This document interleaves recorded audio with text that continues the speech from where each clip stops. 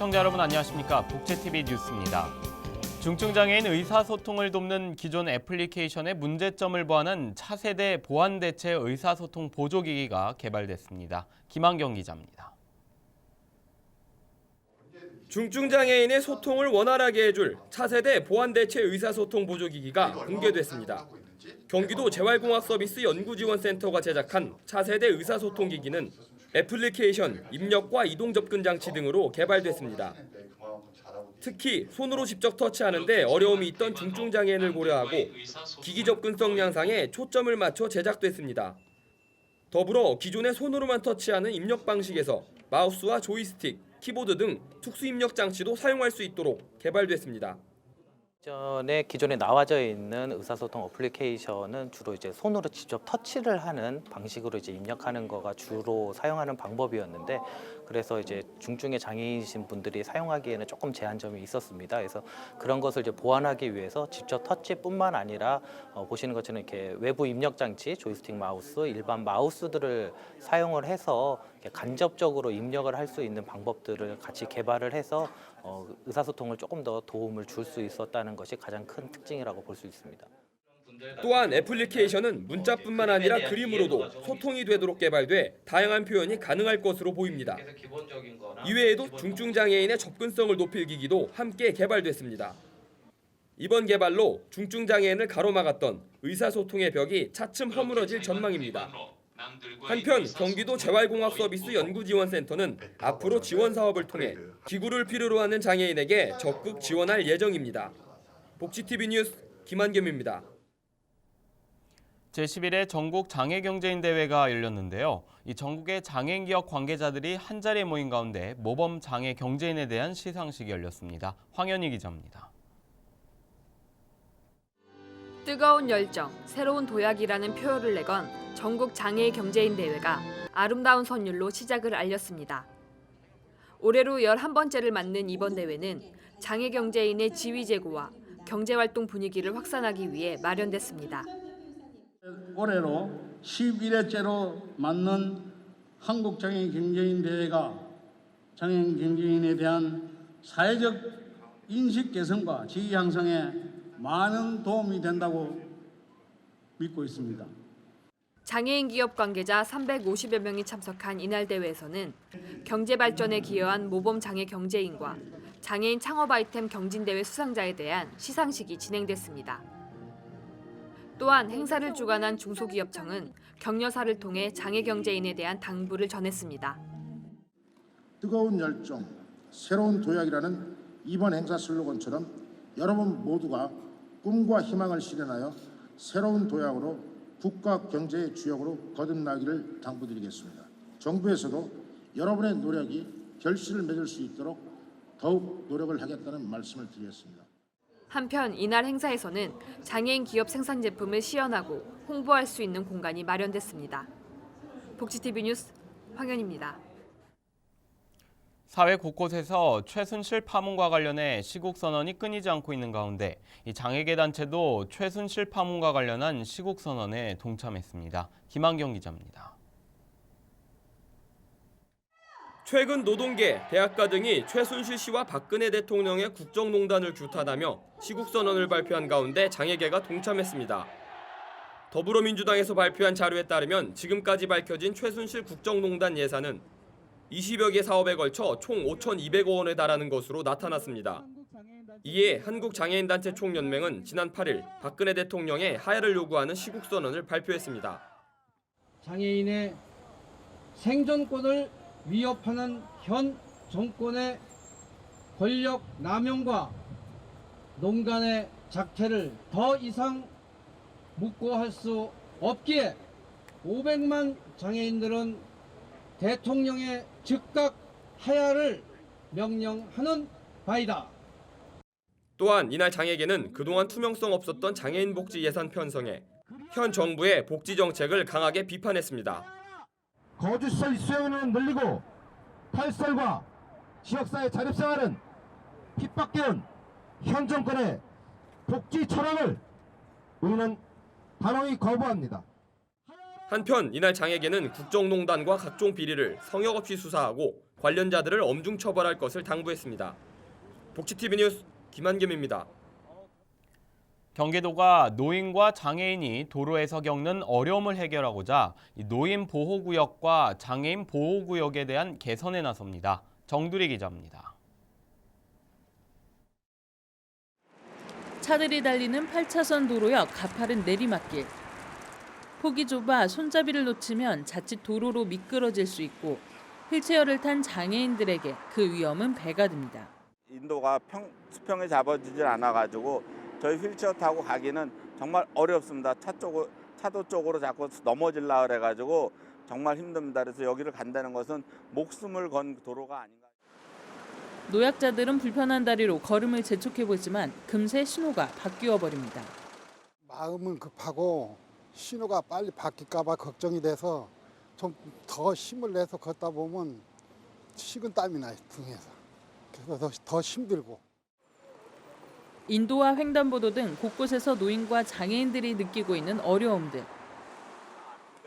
경기도는 노인과 장애인이 도로에서 겪는 어려움을 해결하고자 노인 보호구역과 장애인 보호구역에 대한 개선을 추진합니다. 횡단보도와 인도의 유격이라든가 그다음에 점자 블록이 두 줄로 적정하게 설치되어 있는지, 볼라드는 충격을 흡수할 수 있는지 여부 등을 확인하고 있습니다. 특히 지난 5월 사전 조사에서 접수된 불편 사항을 더 세밀하게 살펴볼 예정입니다. 또 규정과 다르게 설치 운영되고 있는 근본 원인을 파악하고 개선책을 마련함으로써 노인과 장애인 등 이동약자가 안전하고 편리하게 다닐 수 있는 환경을 조성해 나갈 계획입니다. 한편 현재 경기도 내 노인 보호구역은 112곳, 장애인 보호구역은 18곳 등 모두 130곳이 지정돼 있습니다. 복지TV 뉴스 정두리입니다. 점자의 날 기념행사가 전국 곳곳에서 열리고 있는데요. 충청북도가 제90주년 점자의 날 기념식을 개최했습니다. 이재영 기자입니다. 제90주년 점자의 날 기념식이 충청북도 종합사회복지센터에서 열렸습니다. 점자는 시각장애인의 문자로 1926년 11월 4일에 송암 박두성 선생님이 시각장애인을 위해 한글 점자를 만들었습니다. 오늘은 점자의 날로 1926년 11월 4일 훈맹정음이라는 시각장애인의 글을 만든 날입니다. 송암 박두성 선생님께서 시각장애인을 위해 창안한 점자는 시각장애인분들의 글이 되고 마음을 읽는 글입니다. 그래서 그분들에게 꼭 필요한 글을 오늘 기념하는 90주년 행사의 날입니다. 이날 기념식에서는 점자의 날 재정경이 낭독과 함께 유공자 표창 등이 있었습니다. 저는 이제 어렸을 때부터 점자를 읽어왔고 또 많이 쓰고 했고 학교 다닐 때도 거의 점자 교과서 가지고 공부를 했습니다. 그 시각장애인의 문자인 점자가 많이 알려져서 그 중도 실명한 사람들도 점자로 인한 두려움이 없었으면 좋겠습니다. 한편 점자는 1997년 한국 점자 규정을 고시해 한글 점자를 문자로 인정받았습니다. 복지TV 뉴스 이재현입니다. 청각장애 유소년으로 구성된 클라리넷 연주단인 사랑의 달팽이가 연주회를 가졌습니다. 사랑의 달팽이 클라리넷 앙상블이 서울 여의도 영산아트홀에서 소리를 선물하다라는 주제로 제12회 정기 연주회를 열었습니다. 30여 명의 단원들은 그동안 준비했던 다양한 장르의 연주뿐만 아니라 뮤지컬 오페라의 유령 삽입곡인 Think of Me를 뮤지컬 배우 임혜영 씨와 함께 이 관객들에게 선사했습니다. 대학 수학능력시험이 치러지는 오는 17일 당일 서울시설공단이 2017학년도 대입 수학능력시험을 치르는 장애인 수험생을 위해 장애인 콜택시 우선 배차 서비스를 제공합니다. 2017년 대입 수능일 우선 배차와 사전 예약 서비스 대상은 장애인 콜택시 이용 대상 1, 2급 지체장애인과 뇌변변 장애인입니다. 또한 기타 휠체어를 이용하는 1, 2급 장애인인 수능 수험생입니다. 이용을 원하는 수험생은 콜센터 1588-4388로 전화 예약하면 되며 예약 신청은 7일부터 시험 당일까지 진행됩니다. 보건복지부는 지난 7월 맞춤형 보육제도와 함께 도입된 긴급 보육 바우처를 내년 2월에 사용이 가능하도록 제도를 개선한다고 밝혔습니다. 복지부는 지금까지는 해당 월에 미사용된 바우처는 연말까지만 2월이 가능했지만 학부모 등 보육 현장 의견 수렴 과정에서 같은 학기인 내년 2월에 사용할 수 있도록 하자는 의견을 반영해 개선키로 했다고 말했습니다.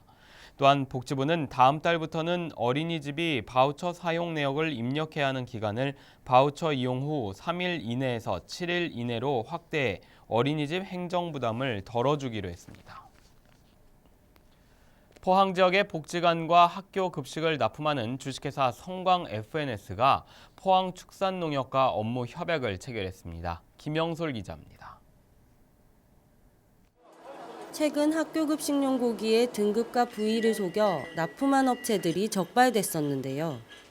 경상북도 포항시에서는 학교나 복지시설 등에서 저렴하고 안전한 축산물로 질 좋은 고기를 맛볼 수 있게 됐습니다.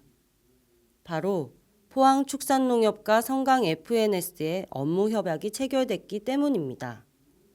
업무를 제휴함으로 말미암아 우리 두 양사 간에 앞으로 더 돈독한 우위와 또 신뢰를 가지고 양사가 좋은 결과를 같이 도출하면서 함께 성장하고 윈윈하기. 경상북도 포항시의 향토기업인 성강 FNS는 종합축산물 유통 전문 기업입니다. 포항축산농협과 함께 포항 시민들의 식탁과 특히 각급 학교 학생들의 축산 먹거리 보급에 있어서 합리적인 시스템으로 안전하고 건강한 먹거리를 공급할 수 있도록 서로 약속했다는 점에서 오늘 협약식에 의의가 있다, 그렇게 말씀드릴 수 있겠습니다. 포항축산농협과 성강 FNS의 업무 협약을 통해 포항 지역에 안전하고 신선한 축산물이 공급될 것으로 보여집니다. 복지TV 뉴스 김영솔입니다.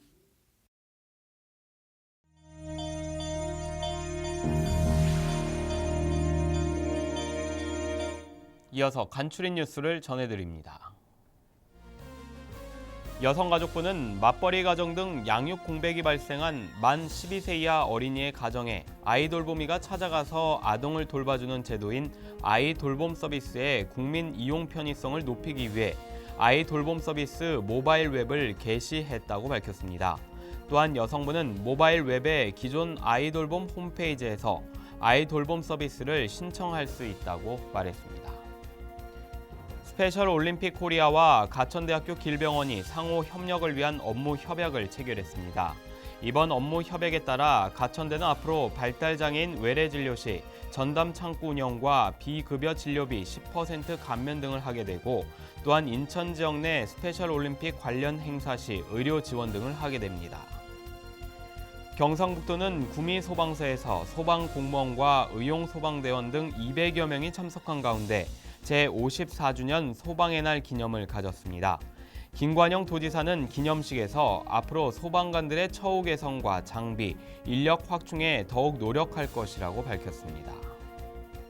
청송군이 제12회 청송 사과 축제를 성황리에 끝냈습니다. 이번 축제에서는 사과 깜짝 경매와 사과왕 선발대회, 우수 농산물 품평회 등의 행사가 열렸습니다. 또한 올 한 해 청송군 발전을 위해 헌신한 노인과 농업인, 여성 청소년 등 각 분야별 7명을 선정해 자랑스러운 군민상을 수여했습니다. NH농협은행 밀양시 지부가 밀양 시민들과 함께 태풍 차바로 피해를 입은 농가와 이웃을 위해 사용해달라며 백미 50호와 성금 200만 원을 밀양시청에 전달했습니다. 밀양 시민들은 이번 성금 전달이 얼마 안 되는 성금이지만 나눔 문화 확산에 기여할 수 있기를 바란다고 말했습니다. 창원시가 읍면동 사회 인적 안전망인 복지 지킴이단 900명을 대상으로 역량 강화 교육을 진행했습니다. 복지 지킴이단은 복지위원과 노인 돌보미, 우편 배달원 등 지역 주민들과 친근하게 다가갈 수 있는 대상 2,050명이 구성돼 있으며 복지 사각지대 발굴 등의 활동을 하고 있습니다. 경기도 용인시가 사람을 대면하지 않고 택배를 받을 수 있는 여성 안심 무인 택배 보관함을 경전철 명지대역과 죽전이동 주민센터에 설치하고 시범 운영에 들어갔습니다. 사용 방법은 인터넷에서 물품을 구매할 때 택배 수령지를 무인 택배 보관함 주소로 기재하면 24시간 이용할 수 있습니다. 경기도 고양시가 이달 21일부터 25일까지 영구 임대주택 예비 입주자 780세대를 모집합니다. 신청 자격은 현재 고양시에 거주하는 기초생활수급자와 한부모 가족, 저소득 국가유공자, 장애인 등이고 입주 신청은 주소지 동주민센터만 가능합니다.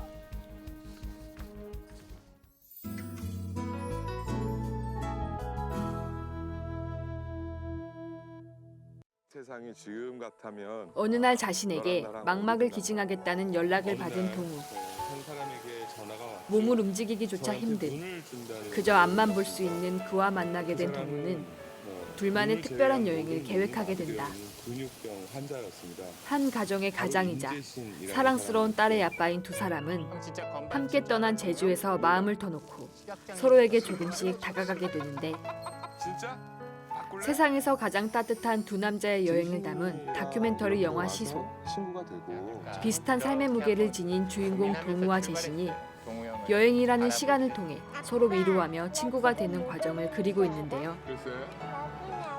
두 친구의 우정뿐 아니라 딸을 사랑하는 아버지, 그리고 한 가정의 가장으로서 나누는 진솔한 이야기가 많은 위로와 따뜻한 감동을 전할 것으로 기대됩니다.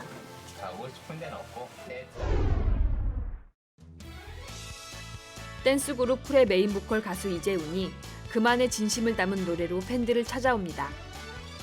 12월 16일부터 18일까지 블루스퀘어 삼성카드홀에서 공연되며 공연장에는 장애인 휠체어석과 화장실이 마련되어 있습니다.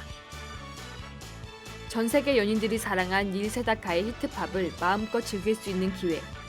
뮤지컬 오 캐롤, 남경주, 서영주, 전수경 등 톱 배우들이 만드는 무대로 더욱더 기대를 모읍니다. 11월 17일부터 광림아트센터 BBC H홀에서 공연되며 장애인 및 국가유공자 할인 혜택과 공연장에는 장애인 휠체어석과 화장실이 마련되어 있습니다. 오는 17일 치러지는 대학 수학능력시험 당일 각 지자체별로 장애인 수험생들에게 이 장애인 콜택시 지원 서비스가 제공되는데요. 배차 서비스 내용이 지자체별로 조금씩 다를 수 있기 때문에 수험생이나 학부모들은 미리 해당 지자체에 문의를 반드시 하시기 바랍니다. 행복한 미래를 여는 방송 복지TV 뉴스를 마칩니다. 시청해주신 여러분 고맙습니다. 우리 주변에서 일어나는 불공정한 사례부터 억울한 사연, 따뜻한 미담까지 장애인 신문과 웰페어 뉴스 홈페이지를 통해 보다 다양한 소식을 접할 수 있습니다. 시청자 여러분의 제보를 기다립니다. 웰페어 뉴스 홈페이지 또는 전자우편, 전화번호 02-2655-9519로 많은 제보 바랍니다.